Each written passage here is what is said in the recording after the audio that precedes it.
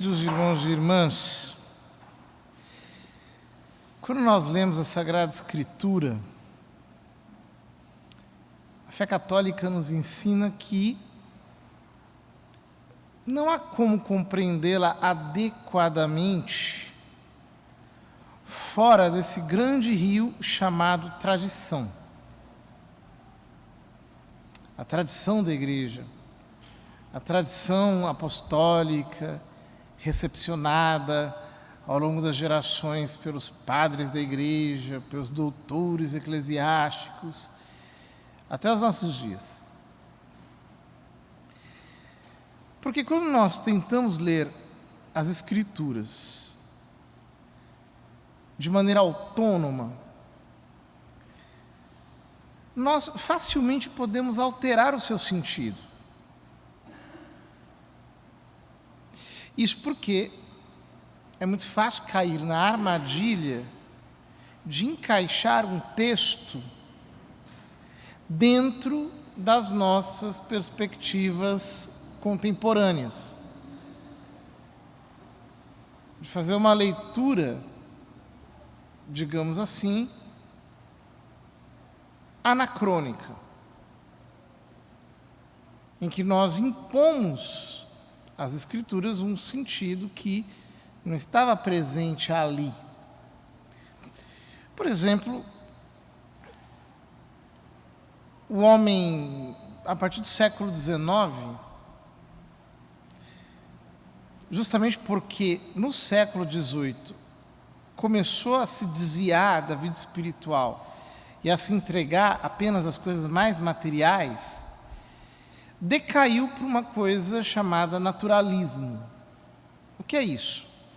Uma espécie de preconceito, até psicológico, que nos faz enxergar a Escritura como que privada do sobrenatural. Então, naturalismo, na verdade, é a tentativa de explicar todos os fenômenos com base apenas na natureza, como se fossem alterações de estados da natureza. E a consequência disso é que o sublime se banaliza. Então a leitura do Evangelho se torna estranha nessa perspectiva. A gente deixa de enxergar a ação sobrenatural de Deus, os milagres se tornam,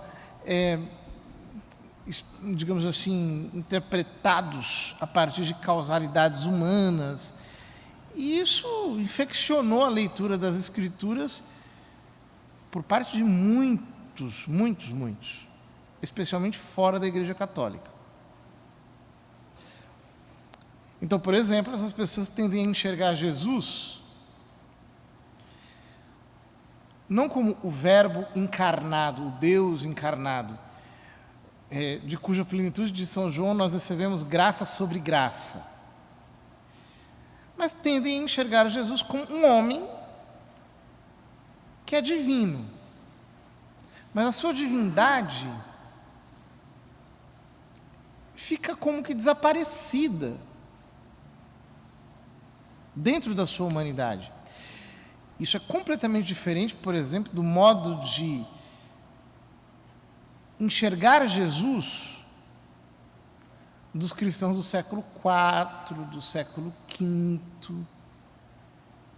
Basta olhar para as imagens que eles faziam de Cristo, para os ícones, em que aparece, digamos assim, o caráter divino dele.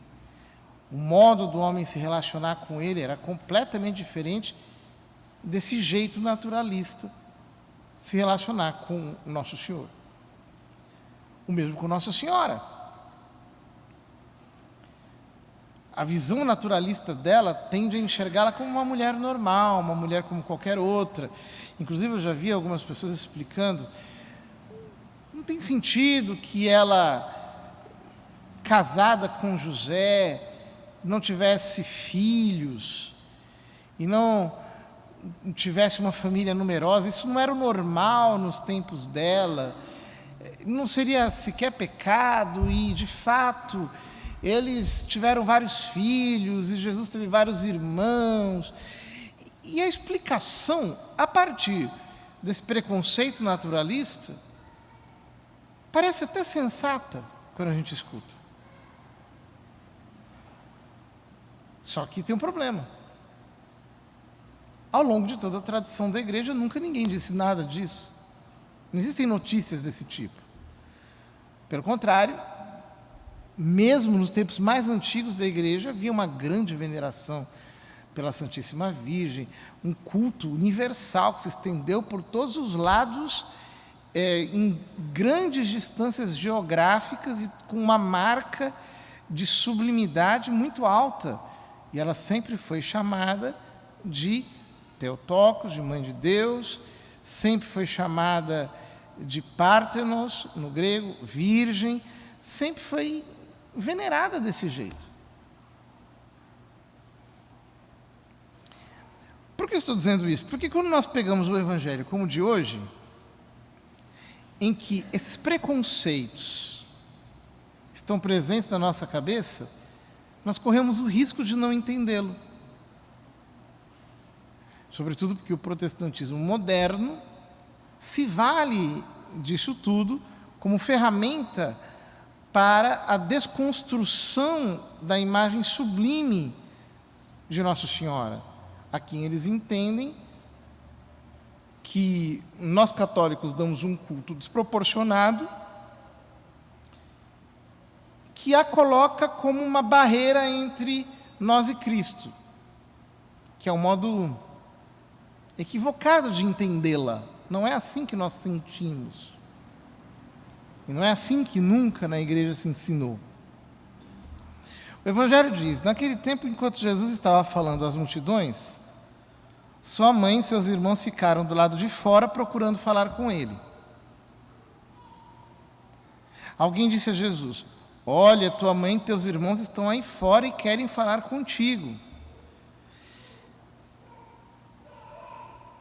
Jesus perguntou àquele que tinha falado: quem é minha mãe e quem são meus irmãos? E estendendo a mão para os discípulos, Jesus disse: eis minha mãe e meus irmãos. Ou seja, quando você interpreta esse texto a partir de preconceitos naturalistas, então você entende, Jesus tinha um monte de irmãos, Maria tinha um monte de filhos, eles estavam lá querendo falar com ele enquanto ele estava pregando, então exigindo uma espécie de tratamento VIP. E aí Jesus, que na verdade apenas passou por ela, mas na verdade não se entendia sequer como filho dela, como as palavras parecem dar a entender, renega-os, dizendo: quem são minha mãe, quem são meus irmãos? E estendendo a mão para os discípulos, Jesus diz: eis minha mãe e meus irmãos, pois todo aquele que faz a vontade do meu Pai que está nos céus, esse é meu irmão, minha irmã e minha mãe.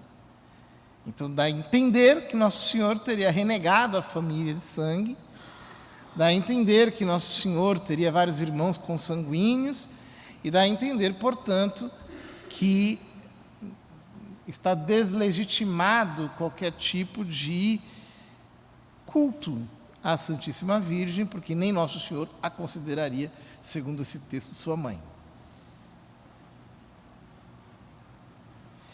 O problema é que essa interpretação esbarra numa coisa chamada quarto mandamento.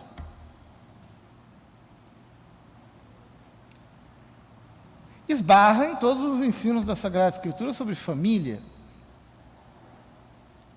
E, portanto, a conta não bate. Como é que Deus pode infligir as suas próprias leis? Como é que Ele mesmo transgride aquilo que Ele nos manda obedecer? A não ser que você caia numa incoerência absurda, a explicação simplesmente não faz sentido.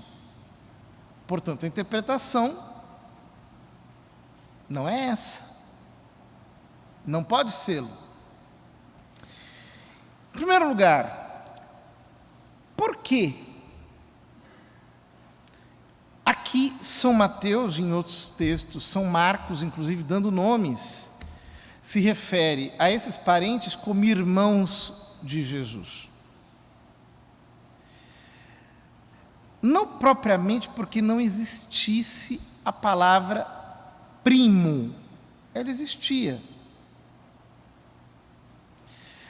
Mas, sobretudo, porque os parentes próximos também recebiam esse designativo.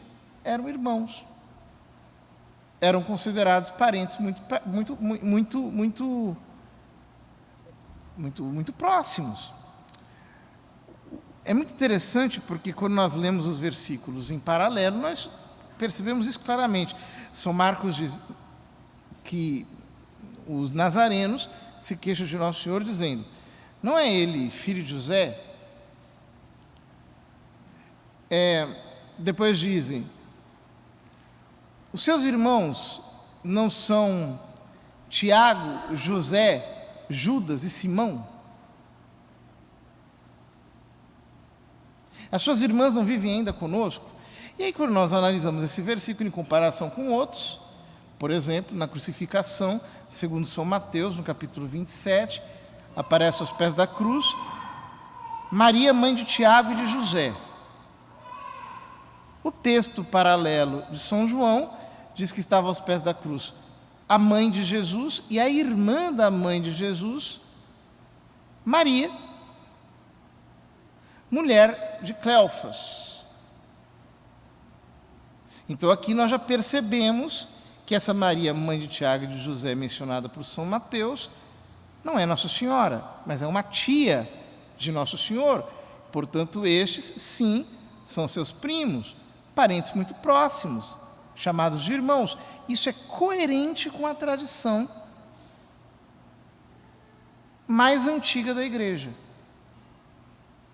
que não menciona nada disso. Pelo contrário, inclusive, nos primeiros séculos, apareceram textos que enalteceram tanto a santidade de Nossa Senhora, que a Igreja até os tirou do cânon e nem os considerou, porque a tendência era exatamente oposta a essa que aparece nas interpretações modernas. Era de uma ênfase que inclusive beirava ao irreal. Mas o texto continua. Sua mãe e seus irmãos ficaram do lado de fora procurando falar com ele. Alguém disse a Jesus: olha, tua mãe e teus irmãos estão aí fora e querem falar contigo. Jesus perguntou àquele que tinha falado: quem é minha mãe e quem são meus irmãos? Qual é o sentido dessa pergunta? Ela é a pergunta de um mestre que quer ensinar uma lição. Isso aparece muitas vezes no Evangelho. Por exemplo, na cena das bodas de Caná, quando Nossa Senhora diz a Nosso Senhor: eles não têm mais vinho. E a frase grega que Nosso Senhor, segundo São João, lhe diz é a seguinte: mulher, o que para mim e para ti? Que a gente em geral traduz: o que eu tenho com isso? Ou o que nós temos a ver com isso? O que isso significa para mim e para ti? Mas o sentido literal, segundo alguns intérpretes, por exemplo, o padre Inácio de la Poterie, um exegeta extraordinário, diz que isso significa simplesmente Nosso Senhor dizendo: o que significa vinho, que era o que ela estava dizendo, para mim e para ti. Ou seja, ele está trabalhando com dois níveis de significado naquilo que ele está falando. Ele estava falando do vinho material, e ele estava se referindo a um outro vinho, a um vinho novo, a um vinho que seria dado na hora da sua paixão. Quando chegasse a sua hora, estava se referindo a outra coisa, a um outro significado, escondido, digamos assim, por baixo da mesma palavra. Portanto, a pergunta: quem é minha mãe e quem são meus irmãos? Contém um ensino. Que ensino Nosso Senhor quer transmitir aqui aos seus ouvintes? É o seguinte: a velha aliança feita com Abraão foi uma aliança de família de sangue. Até hoje é assim, o povo judeu é um povo que procede da mesma identidade sanguínea, por assim dizer, da mesma parentela, são todos descendentes, segundo a carne, de Abraão. Até hoje é considerado judeu quem nasce de uma mãe judia. Portanto, quem é minha mãe e quem são meus irmãos, a pergunta se refere a que na primeira aliança, quem é considerado partícipe do pacto que Deus fizera com Abraão é quem nasce de um ventre de uma descendente de Abraão. Esta é a primeira aliança. E este é o significado da pergunta. Quem é minha mãe? Quem são meus irmãos? Ou seja, até aqui, a primeira aliança foi comunicada pela via de sangue, pela via do nascimento natural. Mas agora, eu estou inaugurando uma nova aliança. E estendendo a mão para os discípulos, Jesus disse: eis minha mãe e meus irmãos, pois todo aquele que faz a vontade do meu Pai que está nos céus, esse é meu irmão, minha irmã e minha mãe. Qual é a vontade do Pai que está nos céus? É que todos creiam em Cristo e sejam pela fé salvos por Ele. Ou seja, a nova aliança não está mais baseada na transmissão da vida biológica, mas da vida sobrenatural que nos é dada pela fé. Eu não nasço mais para Deus de um ventre humano. Para Deus eu nasço na pia batismal. Não é mais uma aliança de parentela humana. É uma aliança espiritual que nasce pela fé. Esse é o significado. Não tem nada de renegar a família ou de querer, de alguma maneira, relativizar a Santíssima Virgem como se ela não fizesse a vontade de Deus, como se ele estivesse sugerindo que ela é uma mulher desobediente. Não tem nada disso.